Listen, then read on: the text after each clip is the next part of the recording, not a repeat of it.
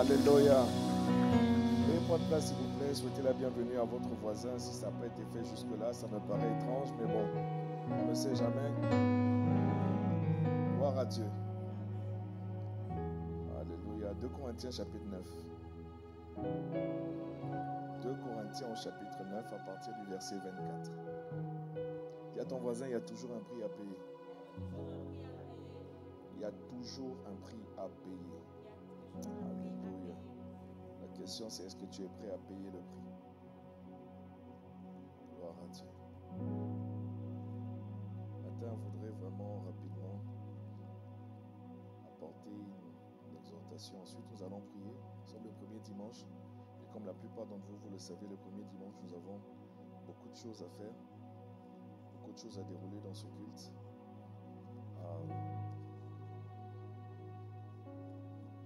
Mais pour rester vraiment dans la dynamique de ce qui nous est dit, cette année, c'est l'année où tu vas rentrer dans la vie de sacrifice.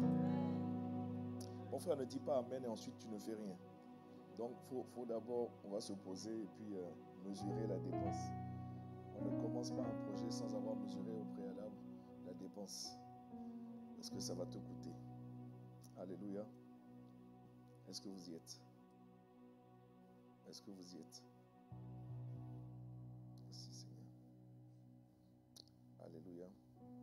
Donc, il est écrit, à partir du verset 24, ceci est un partage, j'ai envie de dire, vraiment de l'expérience de l'apôtre Paul. Amen. Et il nous dit, ne savez-vous pas que ceux qui courent dans le stade courent tous, mais qu'un seul remporte le prix? Ma prière est que tu remportes le prix. Ma prière, bien-aimé, c'est que ta course en 2025 ne soit pas vaine. Ma prière, c'est qu'en 2025, bien-aimé, que tu remportes le prix. Ne savez-vous pas que tous ceux qui courent dans le stade courent tous, mais qu'un seul remporte le prix? C'est toi. Alléluia. Si tu étais avec nous hier aux Assises des Stars, tu allais apprendre que sur 2 milliards, vous étiez 2 milliards au départ, sur une ligne de départ, quand on a dit à vos marques prêts, partez. Vous êtes tous partis, mais tu es le seul qui est arrivé à destination. Tu es le seul spermatozoïde qui a atteint l'ovule et qui a manifesté cet enfant, pour ne pas dire la personne que tu es devenu. Mon frère, est-ce que tu savais que pour qu'un enfant soit conçu, il faut 2 milliards de spermatozoïdes relâchés? Il en faut 2 milliards. Les scientifiques, les médecins, les spécialistes te disent que si le nombre de spermatozoïdes est inférieur à 2 milliards, il y a de fortes chances qu'il n'y ait pas fécondation. Il y a de fortes chances que jamais cette maman-là ne tombe enceinte. Donc, il faut au moins 2 milliards de spermatozoïdes. Mais la vérité, c'est que sur les 2 milliards, un seul va remporter la course. Ce jour-là, quand papa et maman faisaient leur affaire, tu es ce seul-là qui a remporté la course. Tu es ce seul-là qui est sorti vainqueur. Ils ont tous couru, mais tu es le seul qui a remporté la course. Et te voilà aujourd'hui. Il faut bénir Dieu. Il faut rendre grâce à Dieu.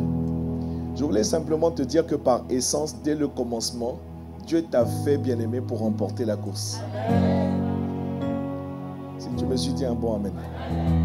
Alors, l'apôtre Paul nous dit, ne savez-vous pas que ceux qui courent dans le stade courent tous, mais qu'un seul remporte le prix? Mon frère, comme tu as déjà, c'est-à-dire l'essence, comme tu as déjà la graine de ceux qui remportent les prix, bien sûr que tout le monde court, mais tu dois courir de manière à remporter le prix. Une fois que tu as dit amen, il faut maintenant que nous puissions aller de l'avant, toujours dans ce texte-là, pour voir comment est-ce qu'on remporte le prix. Combien veulent remporter le prix? Combien veulent remporter le prix? Maintenant, il dit, courez de manière à le remporter. Quelqu'un me suit, dit un bon amen. courez de manière à le remporter. Ça veut dire qu'il y a une manière de courir. Il y a une manière, bien aimé, de courir notre course qui fait que, assurément, et c'est impossible que ça échoue, on ne peut pas, bien aimé, obtenir un autre résultat que le prix. Dis un bon amen. Alléluia. Courez de manière à remporter le prix. Et maintenant, au verset 25, il dit, tous ceux qui combattent s'imposent toutes sortes d'abstinence. Alléluia. Bon, je vais basculer dans la version second 21 parce que vraiment, quand on te parle d'abstinence, ton voisin va dire non, parce que je n'ai pas compris le terme, donc je vais... Alléluia. Si vous avez la version second 21, on va lire le même texte dans la version second 21. Ne savez-vous pas que les concurrents dans le stade courent tous, mais qu'un seul remporte le prix? Courez de manière à le remporter. Tous les athlètes, voilà. Verset 25, tous les athlètes s'imposent toutes sortes de privations. Mon frère, est-ce que c'est plus clair pour toi?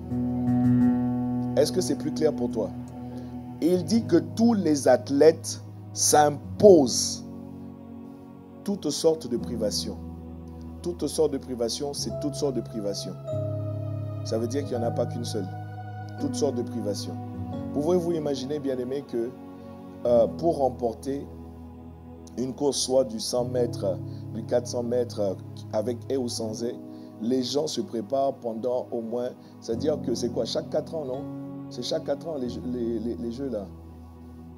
Comment se fait-il que les gens, pendant 4 ans, se préparent pour une course, pour la part qui est donc de ce qu'on appelle le sprint, 100 mètres, et ou pas, pour une course qui va durer à peine 10 secondes, pour les plus rapides en tout cas, il faut 4 ans de préparation pendant lesquels ils sont en train de se priver de toutes sortes de choses. Est-ce que tu peux imaginer? Juste pour franchir la ligne et qu'on dit « Ouais, tu es le premier ». Est-ce que quelqu'un me comprend? La Bible dit qu'ils s'imposent toutes sortes de privations et ils le font pour obtenir une couronne qui va se détruire. Miséricorde. Ils le font. D'ailleurs, même, est-ce que vous savez que les derniers jeux, là, il y a eu des problèmes après avec les médailles? Je ne sais pas si vous avez suivi l'actualité. Si, il y en a beaucoup qui ont retourné leurs médailles pour dire que c'est du toc ou... Enfin, bref. Est-ce que quelqu'un me comprend? Oui, il y a eu un problème avec les médailles qui ont été fabriquées cette année. Quelqu'un me suit? Mais la Bible nous l'a dit depuis, en fait. C'est pour remporter, en fait, un prix, c'est-à-dire une médaille pour remporter une couronne qui va se détruire. Mais la Bible dit, mais nous, c'est pour une couronne indestructible qu'il va falloir que nous nous imposions, bien aimés, les mêmes sortes de privations, toutes sortes de privations. Et notre couronne à nous, ce n'est pas une couronne qui va se corrompre, ce n'est pas une couronne, bien aimée, qui va se détruire, qui va flétrir. C'est une couronne, bien aimée, elle va nous accompagner dès maintenant, elle va nous accompagner jusque dans l'éternité. Si tu le crois, dis un bon amen. Si tu le crois, dis un bon amen. Mon point, bien aimé, c'est de revenir sur toutes sortes de privations. Demande à un voisin, est-ce que tu es prêt à payer le prix?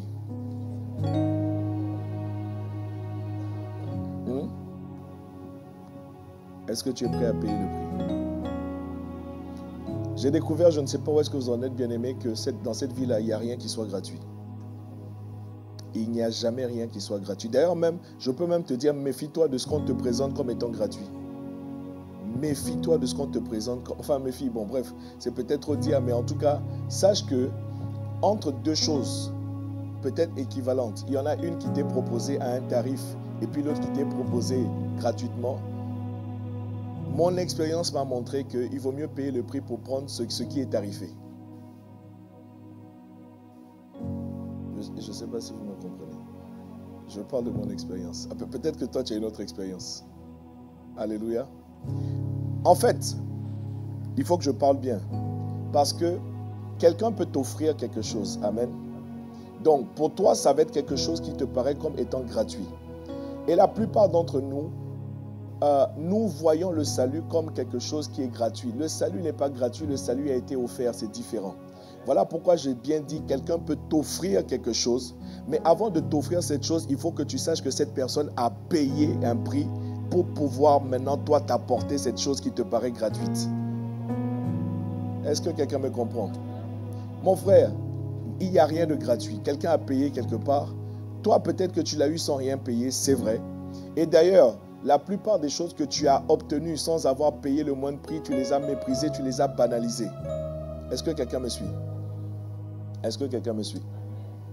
Récemment, dis à ton voisin récemment. Récemment, dis-lui récemment. Dis-lui récemment. Ton pasteur. Parle à ton voisin récemment. Ton pasteur a passé des heures et des heures et des heures et des nuits et des journées et des heures et des semaines à confectionner un outil qui peut te bénir. À plus de 200 personnes. À plus de 200 personnes.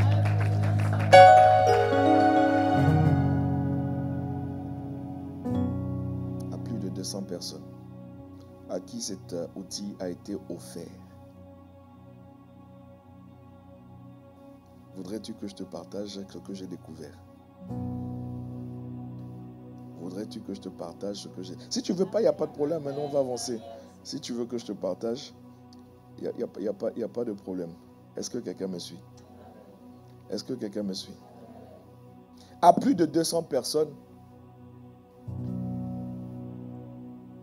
à qui cet outil a été distribué. Cet outil, en fait, c'est un outil qui est très simple. C'est ce qu'on appelle un tracker qui va te permettre, si tu es engagé avec nous. D'ailleurs, combien sont engagés dans les 365? Ce qu'on appelle les 365, le tour de la Bible en 365 jours. Ce n'est pas le tour du monde en 80 jours. Nous, c'est le tour de la Bible en 365 jours. Combien sont engagés dans cette dynamique-là, jour après jour, par la grâce de Dieu, sont en train de plonger leur regard dans les Écritures. Si tu ne sais pas de quoi je parle, ce n'est pas grave. Joins juste le mouvement. Alléluia. Si tu as à côté de toi un voisin qui ne sait pas de quoi je parle, dis-lui, joins juste, viens avec nous, ce n'est pas grave. Rattrape le train, on s'en va ensemble. Amen. Est-ce que quelqu'un me suit? Mon expérience m'a montré que tu sais, quand tu t'engages dans ce genre de choses-là et que tu n'arrives pas à suivre ta progression, tu ne sais pas où est-ce que tu en es, vite tu te décourages. Alléluia. Et donc, ce dont je suis en train de te parler, c'est en réalité, quelque chose de très simple qui te permet juste jour après jour de marquer ce que tu as pu faire et ça te montre donc une progression. Et souvent la progression, alors de deux choses l'une, soit ça t'encourage parce que tu as quand même vu que c'est en train de monter, soit ça te motive parce que tu dis, oh là là, c'est pas assez, voilà, il faut que je continue. Est-ce que quelqu'un me comprend? Donc, sur plus de 200 personnes, je disais, je regardais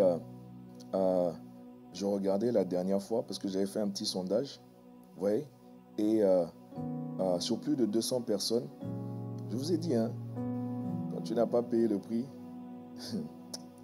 aïe, aïe, aïe, voilà. Je vais juste vous partager quelques résultats. Si tu es dans ce groupe-là, c'est pas pour te blâmer. Dis à un voisin, non, c'est pas pour t'afficher qu'il dit ça. C'est juste la preuve de, tant que tu n'as pas... Ouais, mon sondage là. Qui a enlevé mon sondage? Hein? Quelqu'un a vite enlevé le sondage comme ça? Le sondage est toujours là? Mais qui fait que je ne vois pas?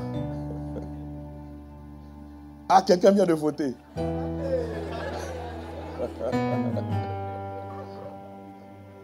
Quelqu'un vient rapidement de voter.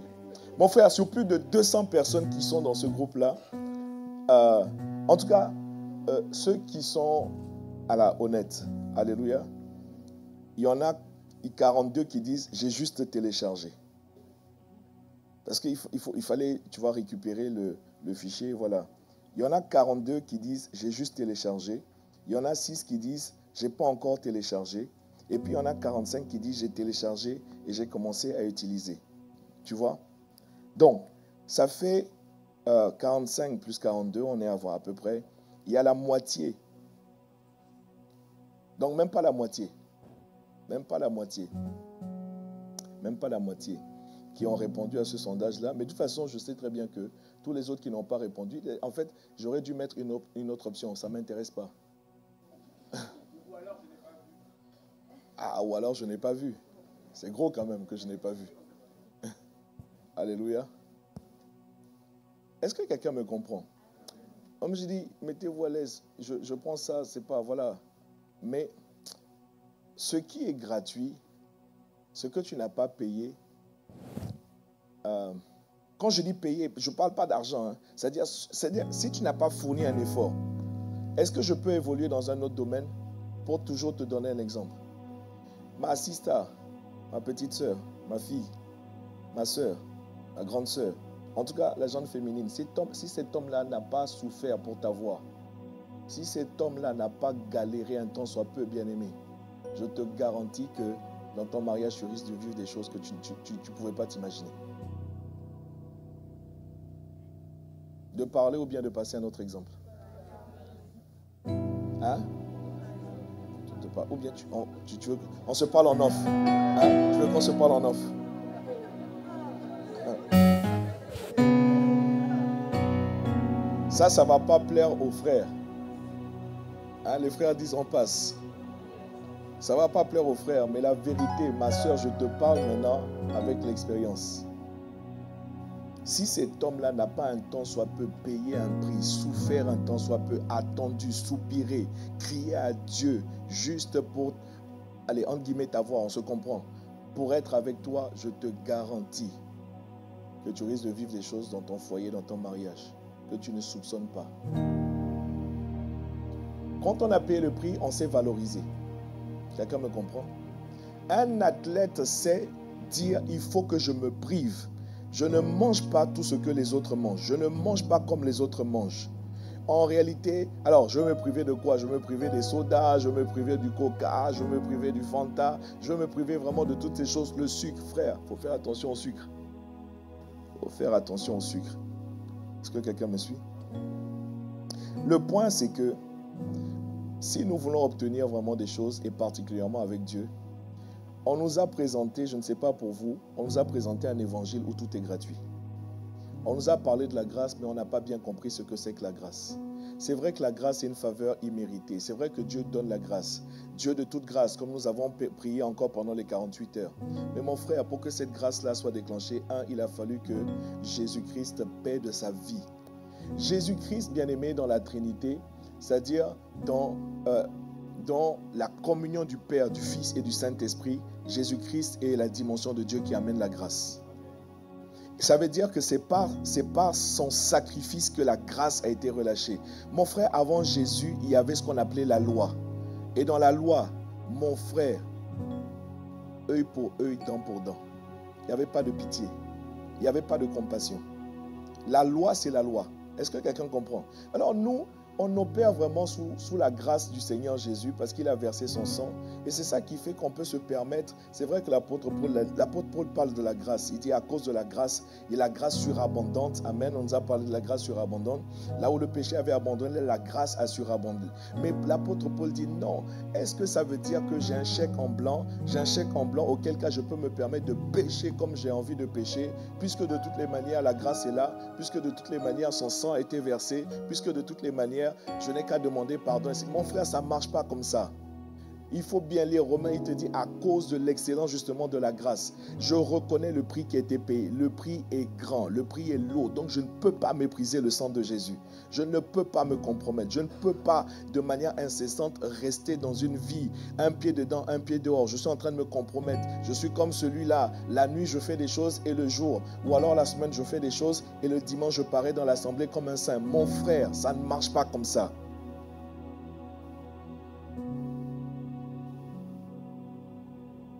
Dieu l'a dit, amen. On nous a présenté un évangile où tout est gratuit. C'est ça qui fait que, déjà même au temps de Jésus, beaucoup de gens venaient à Jésus à cause de sa capacité à donner. Il guérit, il délivre. S'il vous plaît, ne serait-ce que dans l'exemple où la Bible dit que Jésus a nourri une foule de 5000 hommes sans compter les femmes et les enfants. 5000 hommes. 5000 hommes. Quand les choses, entre guillemets, ont bardé, quand Jésus est mort ressuscité, on cherchait les disciples de Jésus, on les cherchait morts ou vifs. On cherchait tous ceux qui étaient avec Jésus, ceux qui ont marché. C'est ça qui fait que Pierre, devant l'adversité, l'apôtre Pierre, devant les menaces, il a renié Jésus à 3 reprises. Est-ce que quelqu'un me suit? Alors, ma question c'est, comment se fait-il que ce jour-là, en tout cas, il y avait 5000 hommes, sans compter les femmes et les enfants, donc probablement plus de 10 000, 15 000 personnes en réalité. Mon frère, final, 120 personnes, seules 120 personnes se retrouvent dans la chambre haute. Juste 120 se retrouvent dans la chambre. Il faut, faites-moi un calcul, 5000 moins 120, ça fait combien? 4800 et quelques. Où sont passés les 4800 et quelques?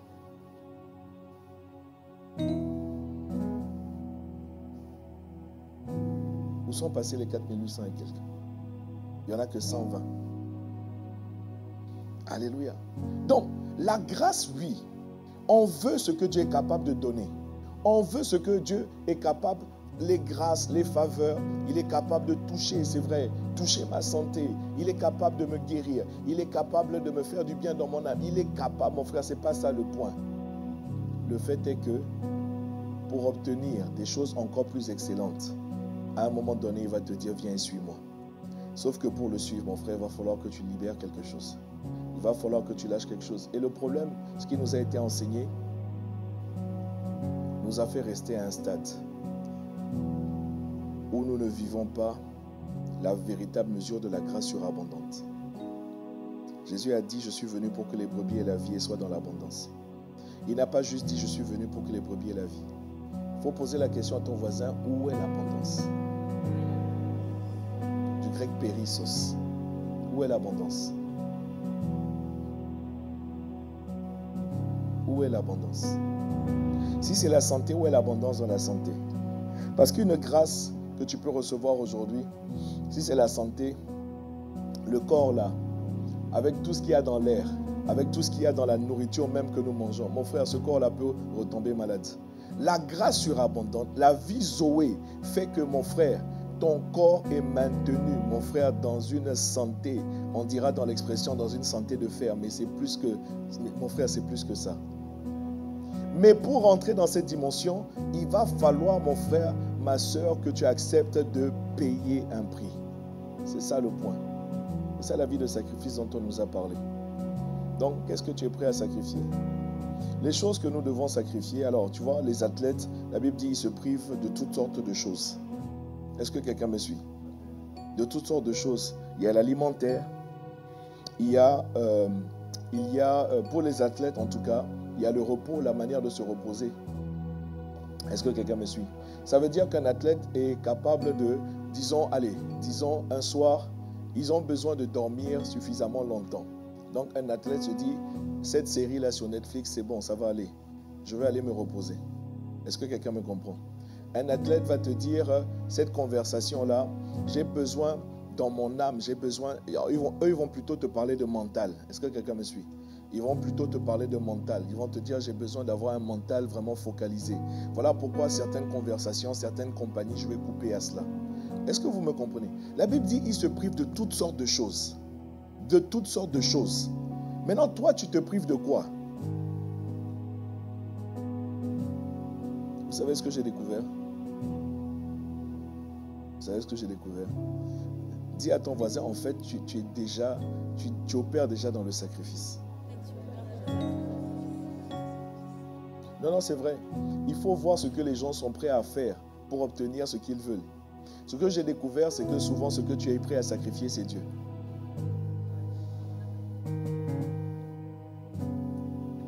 Eh oui. Dans ton emploi du temps,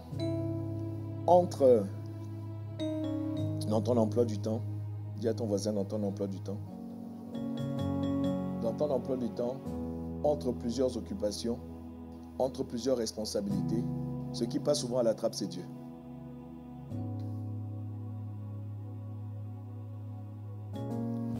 Pourquoi vous me regardez comme ça? C'est comme si... Hein? C'est parce que c'est vrai. Ce qui passe souvent à la trappe, c'est-à-dire ce que tu es prêt à, ce à quoi tu es prêt à renoncer. Puisqu'on parle de ça, on parle de renoncer. Hein. Souvent, c'est-à-dire quand tu mesures, tu mets tout dans une balance. Tu te dis, oh non, j'ai mon travail, j'ai ma famille, j'ai ma femme, j'ai mes enfants. En fait, toutes les choses que Jésus a citées dans Luc 24, ce sont ces choses-là que tu es prêt à mettre en avant. Et à lâcher Jésus. Bon, je vais arrêter là mon message parce que je crois que ça devient compliqué. Posons-nous, bien-aimés. Je ne suis pas venu beaucoup parler. Posons-nous. As-tu remarqué que dans la liste que Jésus a citée, nous, ce sont souvent ces choses-là justement que nous mettons en avant pour expliquer à Jésus que non. Si nous avons quelque chose à renoncer, c'est à toi que nous renonçons.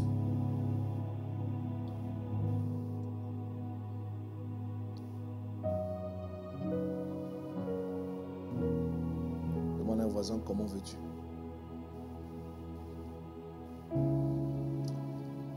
Comment veux-tu? Comment veux-tu? Et après, nous venons à Jésus. Fais grâce.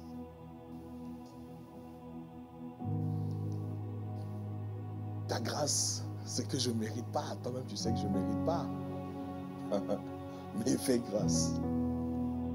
Tu sais, à un moment donné, Dieu va te dire, ma grâce là, ce n'est pas un problème. Mais il va falloir à un moment donné que tu payes quelque chose. Il va falloir que tu payes quelque chose. Et ce que Dieu demande à chacun d'entre nous n'est pas pareil. Il ne te demande pas la même chose qu'il me demande à moi. Non. Il va demander à chacun ce qui lui coûte. Il va demander à chacun ce qui est suffisamment important pour qu'il donne sa vie pour ça. Mes frères, mes sœurs, nous donnons nos vies pour toute autre chose la plupart du temps, pour toute autre chose que pour Dieu. Une jeune fille est prête à donner sa vie pour se marier. Un étudiant est prêt à donner sa vie pour obtenir son premier poste. Mon frère, on donne nos vies pour toutes sortes de choses. Un étudiant est prêt à faire une nuit blanche. À l'époque, quand nous étions plus jeunes, quand nous étions étudiants, on appelait ce phénomène, on appelait ça les décapis. Je ne sais pas si vous connaissez. Prêt à faire une nuit blanche, à travailler, bosser parce qu'il y a un examen le lendemain. Tu vas dire à ce même étudiant, viens, on va faire une veillée de prière. Il dit, ah non, là, c'est compliqué. Donc, tu vois que nous sommes prêts, en réalité, nous savons sacrifier. Sauf que l'objet de notre sacrifice, c'est-à-dire la direction de notre sacrifice est pour toute autre chose, en général, que pour Dieu lui-même. Et après, comment veux-tu, mon frère, comment veux-tu, comment veux-tu? Ce message-là est venu, bien-aimé, pour t'amener dans une autre dimension. Ce n'est pas un message que Dieu a envoyé, mon frère, pour t'accuser, pour te faire te sentir mal. Laisse ça, il ne s'agit pas de ça. Il s'agit de te challenger. En fait, il s'agit de te dire la vérité. Il s'agit de te faire comprendre aussi pourquoi, pour certains d'entre nous, depuis le temps que tu es en Christ, depuis le temps que tu marches avec Dieu, tu es arrivé peut-être à un point de frustration. Tu es arrivé, certains même sont sur un point de bascule. Certains même sont prêts à retourner dans le monde. Récemment, j'ai entendu parler de quelqu'un qui dit, ah non, je laisse tomber Dieu, je vais retourner danser dans le monde. Hey, pourquoi? Parce que, en fait, je ne vois pas Dieu.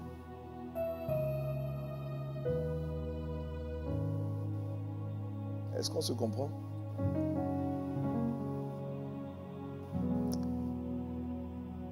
Mes sœurs, disons-nous la vérité. Disons-nous la vérité. Combien d'entre vous, comment je vais formuler ça? Combien d'entre vous n'apprécient pas ou n'ont pas envie vraiment, d'être courtisés? Oh, comment je peux tourner ça? Combien d'entre vous voulez partir dès qu'il a dit, hey babe? Hein? Toi, tu veux partir dès qu'il dit. Mais pourquoi? Bon, je vais parler là-bas.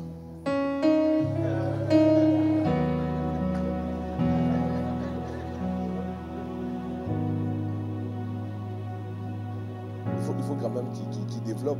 Il Il faut qu'il argumente. Il faut qu'il présente vraiment voilà, des choses un peu plus élaborées. N'est-ce pas? Tu as plus de valeur que ça quand même. On est d'accord?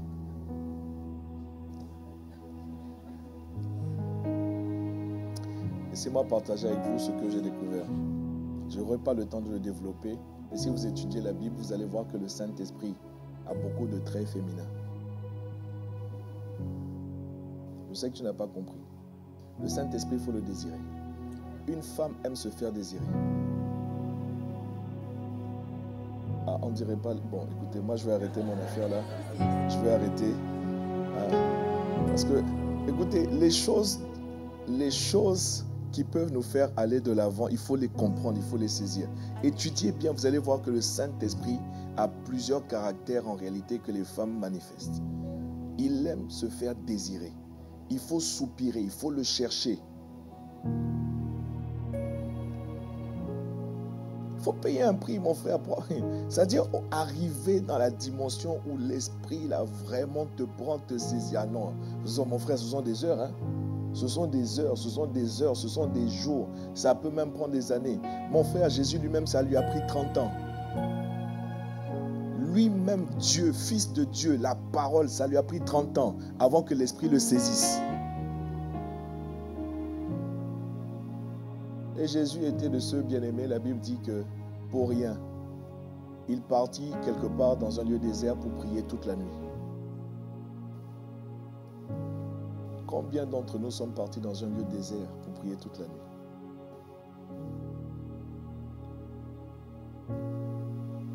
Dieu part dans un lieu désert pour rencontrer Dieu.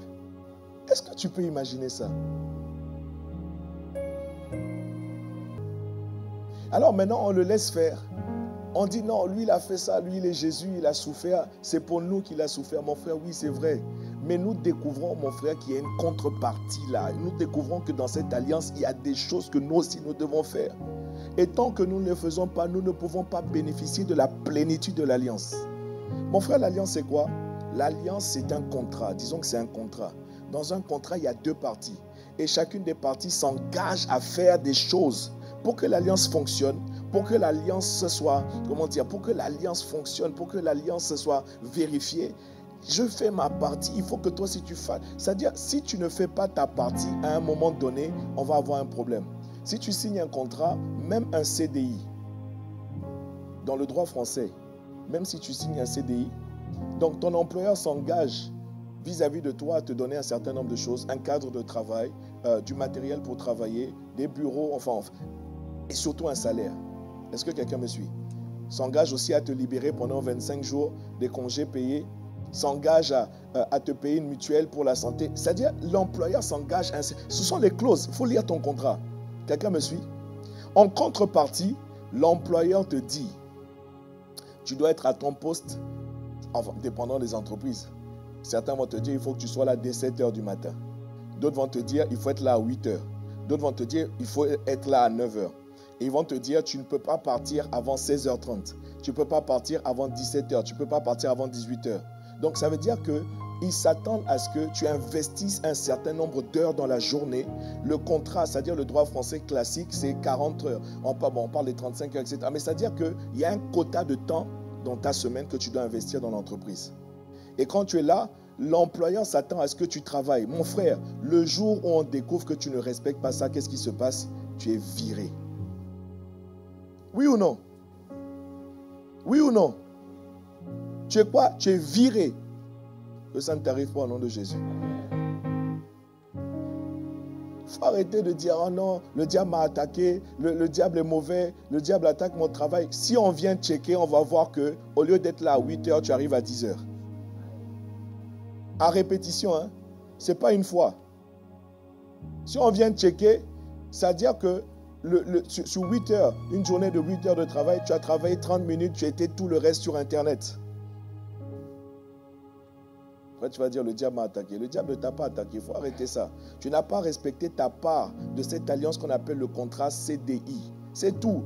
Et bien aimé, dès lors qu'il y a un contrat, dès lors qu'il y a une alliance, chacun doit respecter sa partie. Il n'y a aucune alliance où c'est une seule personne qui va faire tout le travail pour tout le monde. Ça n'existe pas.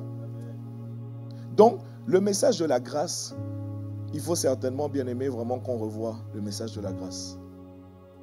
En réalité, le message de la grâce, c'est quand tu as fait ta part, que Dieu maintenant vient, bien aimé, apporter sa part de force, sa part de puissance, d'autorité pour t'amener là où tu ne pouvais pas arriver par toi-même. Mon frère, prends tes pieds et va ne serait-ce qu'à Paris. Ce n'est pas la même chose que quand tu t'assois dans une voiture pour dire, dans une voiture ou dans un train pour dire je vais à Paris. Mon frère, ce n'est pas la même chose. Prends tes pieds et va à Paris. À plus forte raison à Ouagadougou, Abidjan, et tout ce que tu veux. Est-ce que quelqu'un me comprend?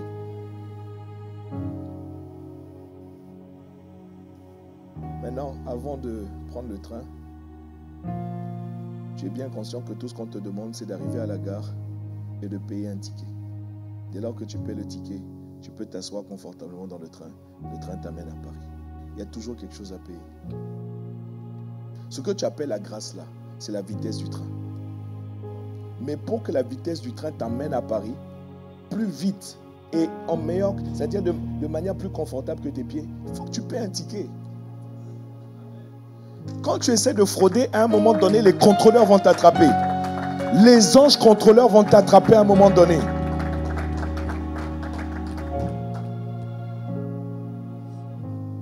Est-ce que vous savez que la parole de Dieu, la parabole du banquet, il y a quelqu'un qui s'est introduit. Il y a quelqu'un qui est rentré ce jour-là. Il était parmi les convives, lui aussi il mangeait, certainement lui aussi il dansait. Et puis à un moment donné, mais toi tu viens d'où?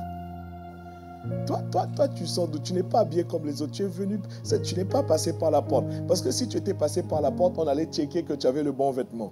Tu n'as pas le bon vêtement, tu es passé par la fenêtre. Tu es passé par la cheminée. Tu es passé par je ne sais où. Mais non. Qu'est-ce qu'on a fait? Virer. Est-ce que quelqu'un comprend? C'est juste une interpellation, mon frère. C'est juste vraiment pour nous faire comprendre que la grâce est là, mais la grâce active. La grâce active. La grâce active. Ce que nous voulons voir, bien-aimés, ce que nous voulons atteindre par la grâce de Dieu, c'est une autre dimension. Est-ce que tu n'en as pas assez vraiment? Non, mais est-ce que tu n'en as pas assez de tout ce que tu continues à obtenir? C'est-à-dire, regarde, c'est des cycles là, c'est les mêmes choses. C'est les mêmes choses. Ils ont même des cycles familiaux. Quand tu vas checker la vie de tes parents, la vie de tes grands-parents, tu vas, oh, mais on dirait que je suis en train de vivre la même chose. Ce sont des cycles. Est-ce que tu n'en as pas marre de ça? Enfin bon. Alléluia. Combien sont prêts à rentrer dans la vie de sacrifice?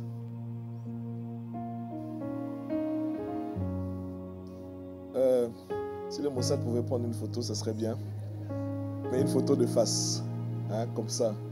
Comme ça, on va voir ce jour-là, le fameux 2 mars 2025, combien ont levé leurs mains pour dire « Ah, je veux vivre une vie de sacrifice. » Mon frère, tu sais, non, laisse tomber, Kassou, laisse ça, c'est pas grave. La vérité, c'est qu'on saura, pour toutes les mains levées, on saura que tu vas vraiment rentrer dans cette vie, mon frère, au résultat, au fruit que tu vas obtenir. Et ça ne tardera pas. Mon frère, 2026 ne va pas arriver. Et tu vas déjà commencer à vivre des choses. Et tu vas déjà commencer à rentrer dans une autre dimension. Les grâces de Dieu, les dons de Dieu, même les dons du Saint-Esprit, ce qui est décrit dans le livre de 1 Corinthiens 12, les paroles de sagesse. Bien-aimé, tous les dons du Saint-Esprit, on ne les obtient pas comme ça. Mais pas parce que tu es chrétien. Il faut payer un prix. Le prix de la consécration. Le prix de la soif, de l'attente. Je m'attends à toi des heures et des heures pour dire Seigneur, relâche. C'est ce qu'ils ont fait, mon frère. Eux, c'est vrai. Eux, ça leur a pris 10 jours dans la chambre haute, les 120. Ça leur a pris 10 jours. Et l'Esprit est descendu. Quel jour, demande à un voisin, quel jour tu vas t'enfermer 10 jours juste pour le Saint-Esprit?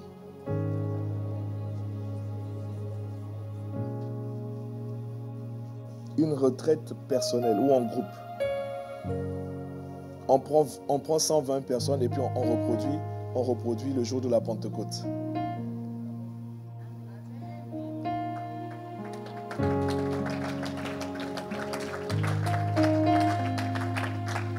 Et tout le monde ne dit pas amen et tout le monde n'acclame pas. Hey Seigneur notre Dieu, mon frère, c'est accessible. Quand Jésus est arrivé, la première chose qu'il a dit, c'est repentez-vous car le royaume des cieux est proche. Il était en train de dire et à proximité de vous.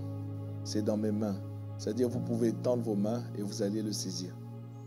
Les choses de Dieu sont tellement proches de nous. Il y a un prix à payer. Alors, il y a une dimension de la grâce qui fait que oui, Dieu va nous donner des choses, il n'y a pas de mérite. Dans la grâce, il n'y a pas de mérite. Alors, peut-être qu'il faut préciser ça, que quelqu'un ne comprenne pas mal non plus le message du sacrifice. Il n'y a pas de mérite. Ce n'est pas parce que tu es allé t'enfermer pendant 10 jours que tu vas dire à Dieu, maintenant tu dois. Non, mon frère, ça ne se passe pas comme ça.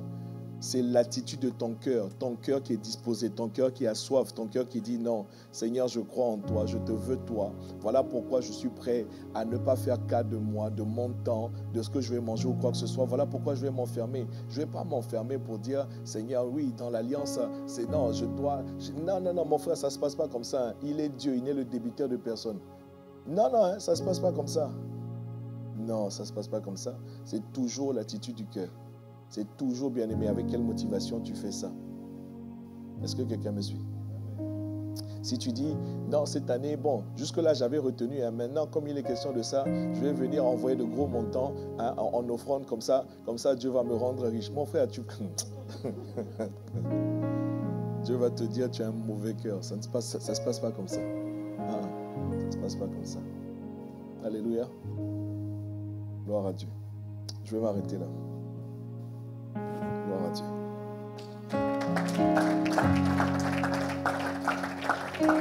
Alléluia.